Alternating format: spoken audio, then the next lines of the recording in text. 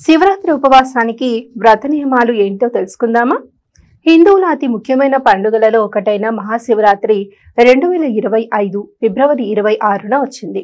శివుని రాత్రి జాగరణ, ఉపవాసం అనేవి శివరాత్రి నాడు చాలా ముఖ్యమైనవి. ఈ రోజున శివభక్తులు ఉపవాసం కొన్ని నియమాలను పాటిస్తారు.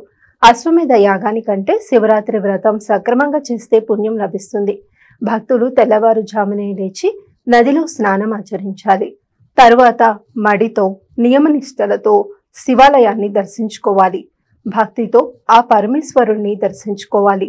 శివునికి పాలు, తేనెతో అభిషేకం చేయడం, పూలు, పండ్లు సమర్పించడం, శివ మంత్రాలను పఠించడం ద్వారా శివుడు అనుగ్రహిస్తాడు. ఉపవాసం ఎప్పుడు ప్రారంభించాలి మరియు ఎప్పుడు ముగించాలి అనే విషయానికి వస్తే, ఉపవాసం ఉదయం ప్రారంభించాలి. రోజంతా ఉపవాసం ఉండాలి. మరుసటి రోజు ఈ ఉపవాసాన్ని విరమించాలి. మీరు ఉపవాసం చేయకపోతే పూర్తి ప్రభావాన్ని పొందడానికి మీరు ఆ రాత్రి సమయంలో జాగారం చేయాలి. ఈ రోజున ఇంట్లో లేదా ఆలయంలో శివుని ప్రార్థనలను ఆచరించాలి. కఠినమైన ఉపవాసం ఏ ఆహారాన్ని, నీటిని కూడా ముట్టుకోకూడదు. ఈ రకంగా మీరు ఉండలేకపోతే పాలు, నీరు, పండ్లు తీసుకోవాలి.